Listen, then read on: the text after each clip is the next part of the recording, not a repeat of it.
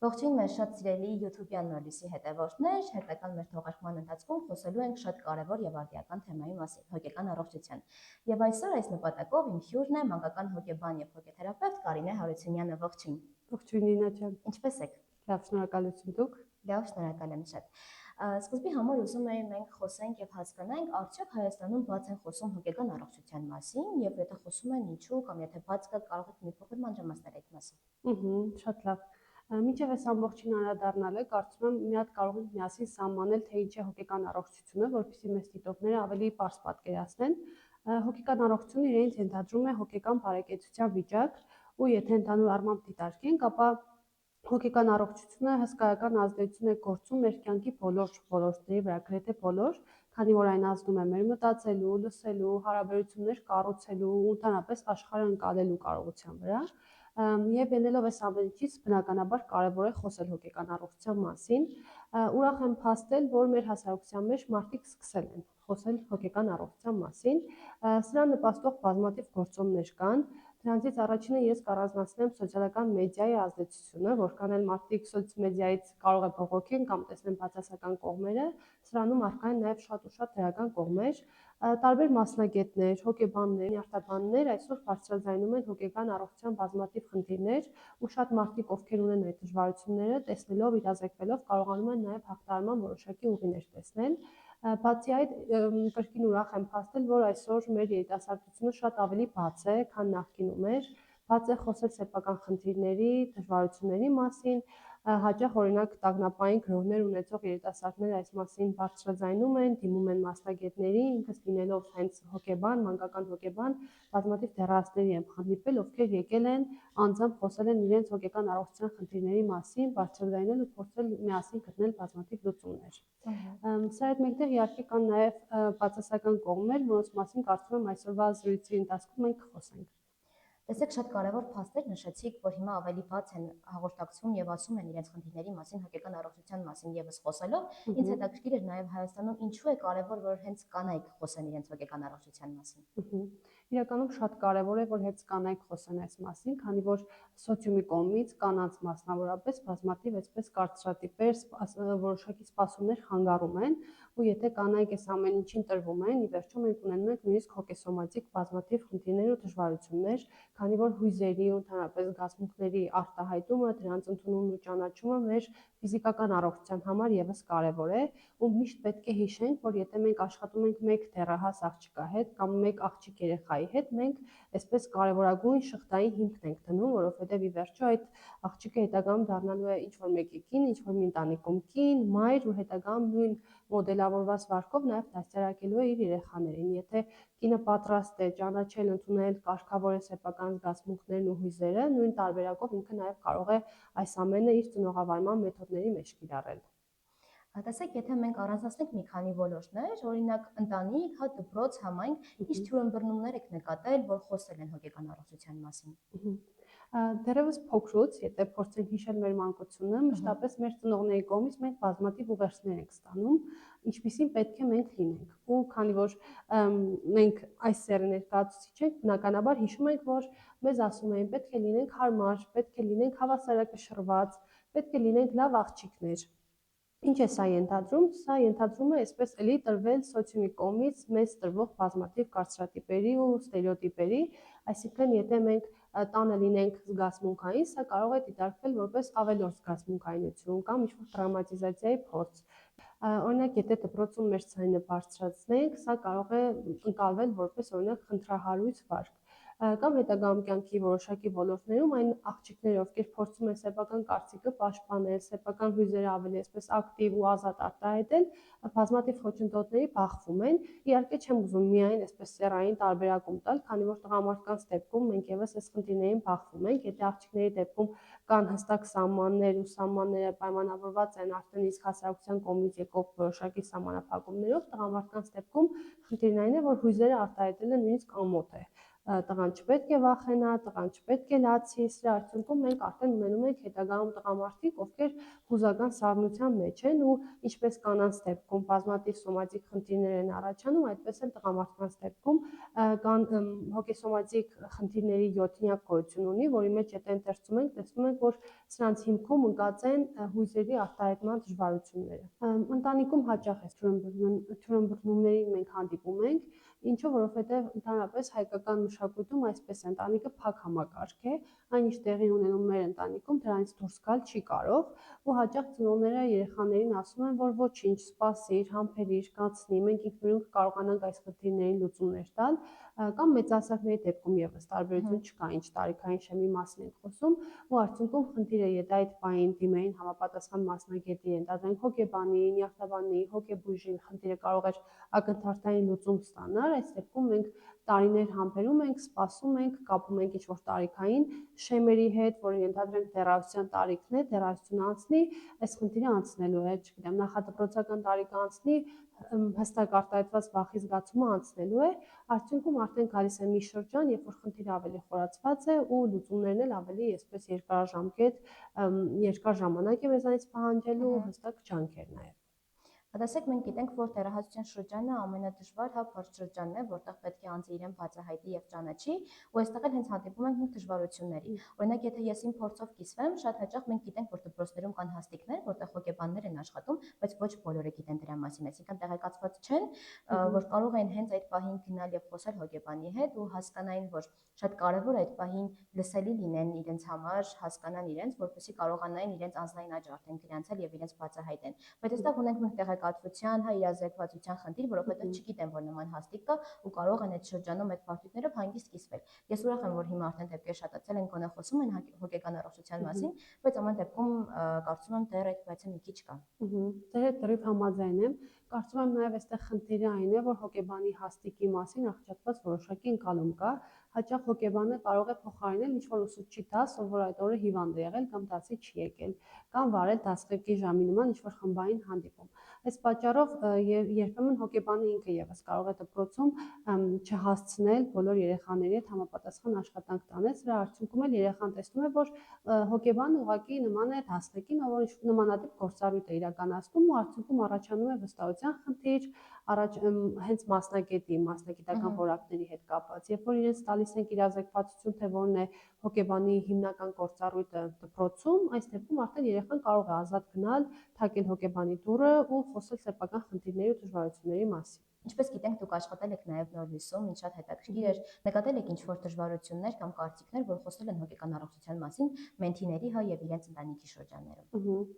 Իրականում մենթիների իրենց ընտանիքի շրջանում եւ մեր ողջ հասարակության մեջ մինչ այս պահը տարածված թյուրըմբռնում կա այն մասին, թե որն է հոգեբանի եւ որն է հոգեբուժի գործառույթը։ Իրականում կան դեպքեր, որ միանգամից անձը կարող է գնալ հոգեբուժի մոտ, որովհետեւ այս դեպքում մենք ունենք հստակ ախտորոշման կարիք։ Դեպքեր կան, որ հոգեբանը, հոգեբուժը միասին կարող են աշխատել ու սա ավելի արդյունավետ կլինի, բայց չգիտես ինչու մարդիկ վախենում են ախտորոշում բառից, մարդիկ վախենում են հոգեբուժի մոտ այցելելուց, երբեմն նաև հոգեբանի մոտ այցելելուց, որովհետև այդպես ճակերտավոր ասած մտածում են, եթե գնում ենք հոգեբանի մոտ, ապա պետք է լինենք խելագար։ Իրականում ախտորոշումը սա հիվանդություն է, որը ունի հստակ լուծումներ, իհարկե կախված դեպքից, ու եթե կա անհրաժեշտություն, պետք է այդ բոլոր ստերեոտիպները դնել մի կողմ ու դիմել համապատասխան մասնագետի, որովհետև խնդրի առկայության դեպքում ելի եմ կրկնում, եթե այդ պահին մենք չենք տալիս համապատասխան լուծում, թեկուզ երկու մասնագետի այսպես համակցված աշխատանքի արդյունքում մենք ի վերջո ունենալու ենք ավելի բարդ դեպքեր։ Հիմնական տարածված միֆը դա է եւ խոսքումս էլի նշեցի այն, որ մեր հասարակության մեջ տարածված այդ միֆը կա, որ մենք ինքնուրույն ամեն ինչ կհաղթարենք, մեզ մոտ կստացվի ու արդյունքում էլի մասնագետների դերը եւս արժեզրկվում է, թվում է թե օրինակ հարևանի հետ խոսելով սեփական հոգեկան առողջության մասին կարող ենք այդ խնդրին լուծում տալ կամ երեխային ասենք, որ արի ինձ հետ խոսիր, չգիտեմ, ընկերներիդ հետ խոսիր, խնդիրը կլուծվի։ Շատ դեպքերում վախերը լինեն դրանք տագնապային, չգիտեմ, գրողները լինեն կամ տագնապայի որոշակի, եթե ախտորոշման մասին ենք խոսում, խանգարումներ լինեն, արտահայտված ֆոբիկ վիճակներ լինեն եւ այլն, սրանք բազմաթիվ են իհարկե դեպքերը, մի քանիսն եմ նշում, որոնց հանդիպել եմ մասնավորապես դեռահասության շրջանում, ունեն համապատասխան մասնագիտական աջակցության կարիք։ Նորույսում ձեր ունեցած մեծ փորձով կիսվելով ուզում եի մի փոքր էլ անդրադառնալ նաև ինչպես է նորույսը ստեղծում մի միջավայր, որտեղ կարողանում են մենթիները ազատ կիսվել իրենց զգացմունքներով եւ արտահայտվել, որովհետեւ կարծում եմ դա շատ կարեւոր է հիմա թեկուզ եւ այս դարում։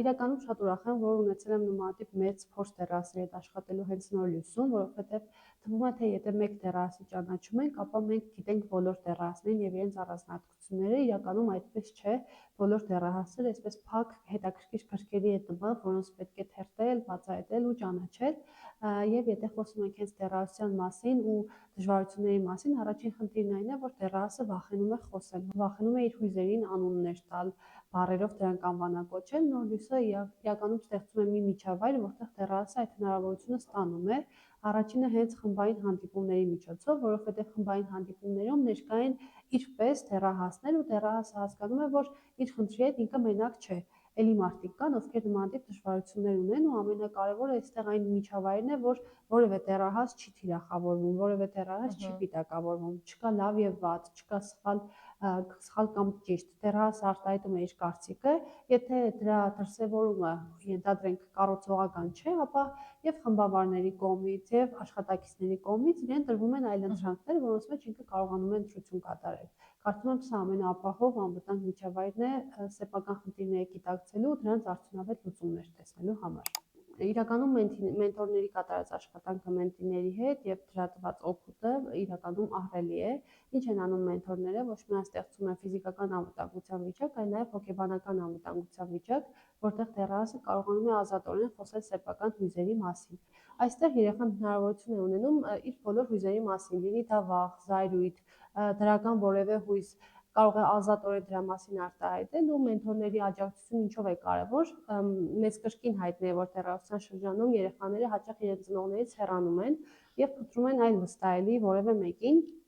հաճախ այդ վստահելի անձը դառնում է իրենց հասակակիցը, ով որ ունենալով նույն փորձառությունը, նույն արժեհամակարգը հնարավոր է ինչ-որ պահերի չկարողանա համապատասխան աջակցություն տալ։ Իսկ մենթորները վերապատրաստված հստակ ճանապարհ անցած մասնագետներ են,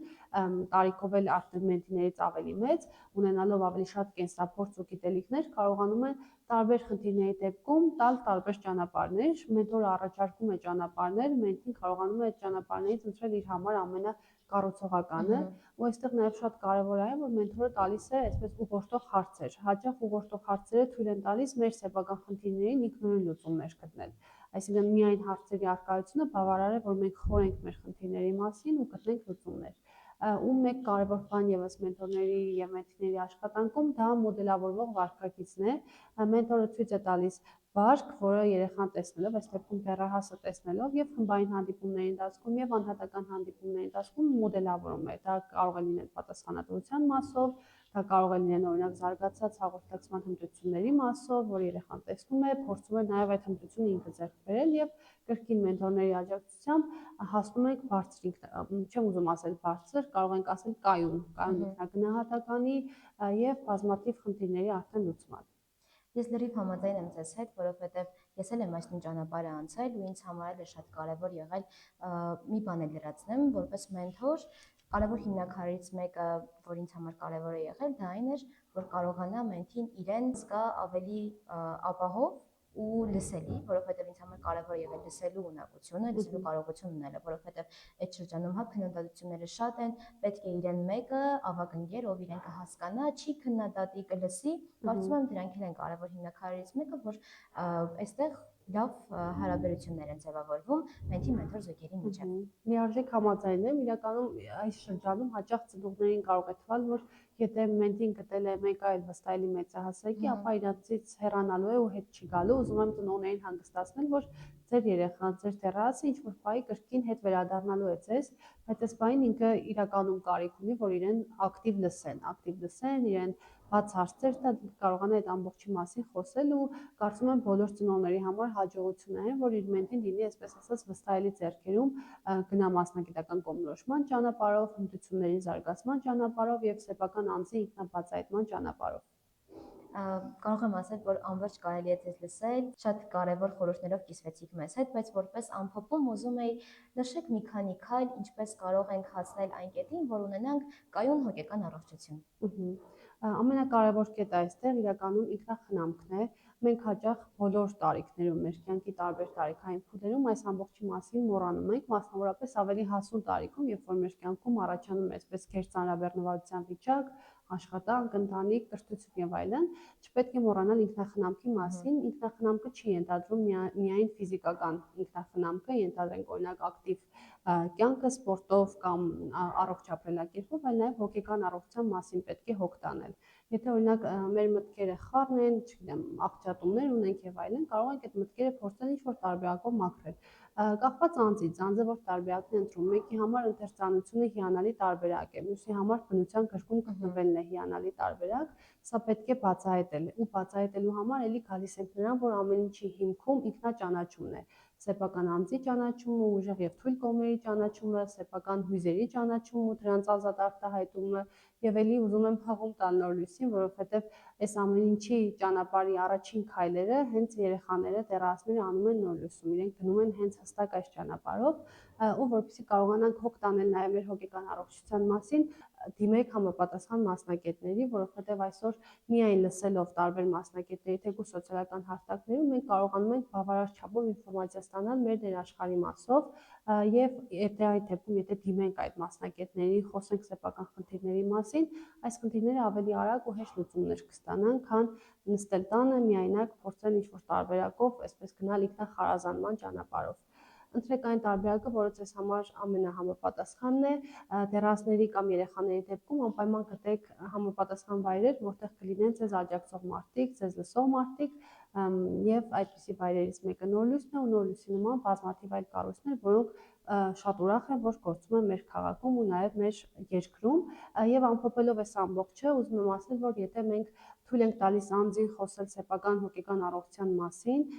ազատ արտահայտել սեփական հույզերն ու զգացմունքները, մենք իրեն տալիս ենք այսպես ձայնի հնարավորություն, նաև տալիս ենք ազատ սեփական անձնական սահմանները գծելու հնարավորություն ու սեփական կյանքը այսպես պատասխանատու կերպով վերահսկելու հնարավորություն։ Սա ամենակարևոր ոլորտներից է ու մեր կյանքի ամենակարևոր քայլերից մեկն է, ունենալով այս բոլոր հնարավորությունները մենք կարողանում ենք առավել հեշտությամբ ինքնակատարելագործվել եւ ինքնաիրացվել այս կյանքում։ Անչափ շնորհակալ եմ այսօրվա իմ թողարկման հյուրը լինելու համար եւ բովանդակալից զրույցի համար։ Եվս մեկ անգամ ուզում եմ հիշեցնել, որ մենք այսօր խոսեցինք հոգեկան առողջության մասին, ինչ է հոգեկան առողջությունը, ինչպես կարելի է հոգ տանել դրա մասին եւ իհարկե պետք է հետևենք Կարինե Հարությունյանի նշված խորհուրդներին, որպեսզի ունենանք կայուն հոգեկան առողջություն։ Եվս մեկ անգամ հիշեցնեմ, իմ հյուրն էր մանկական հոգեբան եւ հոգեթերապևտ Կարինե Հարությունյանը։ Ես եւս շատ շնորհակալ եմ հրավերի համար։ Բաժանորդագրվեք մեր ալիքին, որպեսզի բաց չթողնեք հետագա հետաքրքիր թողարկումները։ Հաջողություն։